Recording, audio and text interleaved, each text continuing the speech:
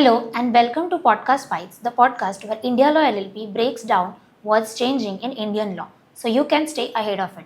I am your host Tanvi Darvi and today we are talking about a reform that directly affects millions of food businesses across India, from the street vendor frying jalebi on the corner to large-scale food manufacturers supplying across state lines.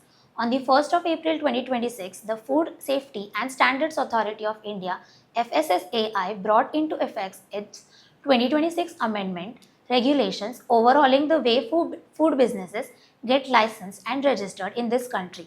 And the centerpiece of this reform, perpetual validity. So what does that mean? What changes and what does it mean for you? Let's get into it. Let's start with the big picture. Under the old system, food businesses had to periodically renew their FSSAI license or registration, a process that came with paperwork, fees, timelines, and honestly a fair amount of administrative fatigue. The 2026 amendment changes that fundamentally.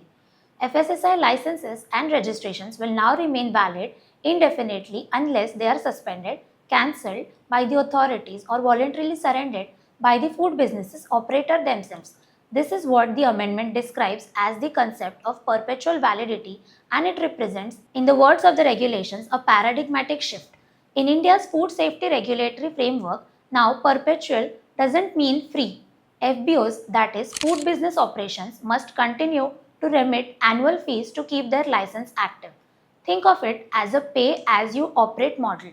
You don't renew every year, few years in one go. Instead, you pay annually, and as long as you do and you comply, your license never lapses by itself. For business owners, this is a meaningful, it provides what the amendment calls enhanced operational certainty. Long term planning becomes easier when you are not watching the calendar for a renewal deadline. Now let's talk about the revised turnover thresholds, because where your business falls into the terms of annual revenue determines what kind of FSSAI credential you need.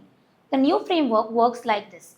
First, if your annual turnover is up to 1 crore 50 lakh rupees, that is 1.5 crores, you fall under the registration category. Registration is the lighter compliance route.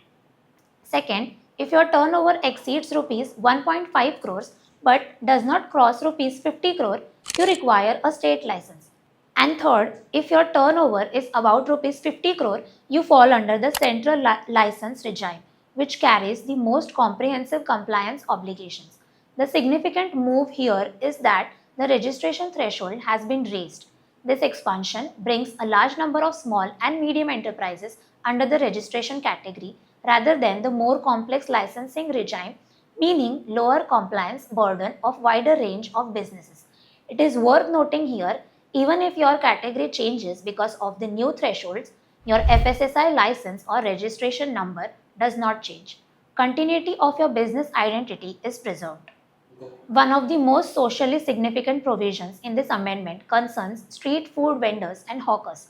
Under the new rules, vendors registered under the Street Vendors Protection of Livelihood and Regulation of Street Vending Act 2014 now receive what is called deemed registration status under FSSAI. What that means practically is that they do not need to file a separate FSSAI application. Their existing registration under the Street Vendors Act is effectively treated as sufficient for FSSAI purposes, provided they adhere to Schedule 4 hygiene standards. This is genuinely progressive step. Street vendors represent a massive, often informal segment of India's food economy. Reducing their compliance cost and removing the need for duplicative registration acknowledges both their economic reality and the importance of bringing them into a regulated framework without overburdening them.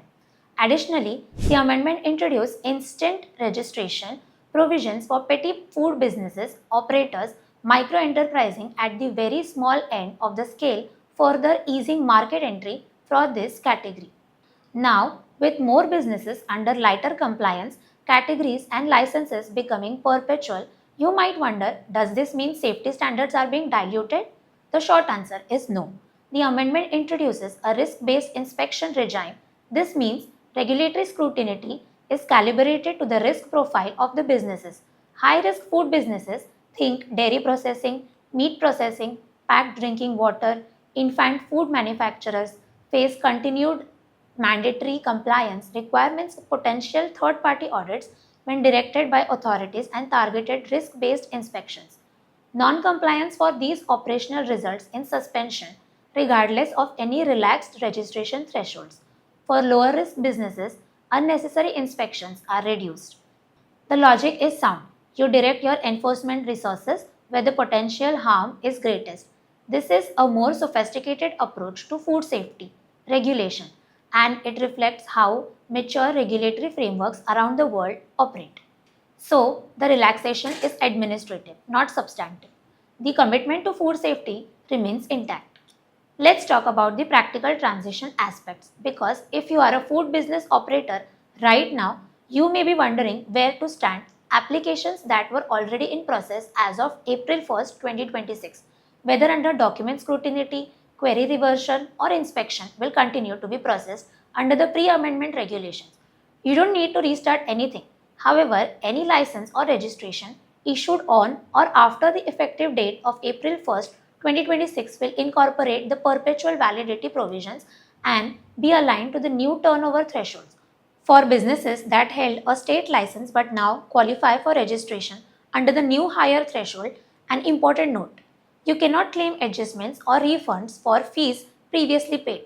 You apply for the new appropriate category without any fee credit. The regulations are explicit. On this point, it's a clean slate migration, not a credit exercise. On modification procedures for Form C changes, fees apply equivalent to 1 year's new license fee. And businesses migrating between categories due to revised threshold do not face specific modification fees for that change, though other updates may attract standard modification fees. To wrap up, the FSSAI Amendment 2026 regulation represent a significant and well-considered modernization of India's food safety licensing framework. Perpetual validity removes the recurring administrative burden of renewals. Revised thresholds lighten compliance for a larger segment of small businesses. Deemed registration relieves street vendors of a duplicative compliance layer, and risk-based inspections ensure that safety standards remain rigorous when they matter most. If you run a food business in India, the time to audit your current compliance position is now. Understand which category you fall under the new thresholds, verify your annual fee obligations, and make sure you know what hygiene standards apply to your operations. I am Tanvi Darvi. Thank you for listening to Podcast Bites powered by India Law LLP. Until next time, stay informed, stay compliant.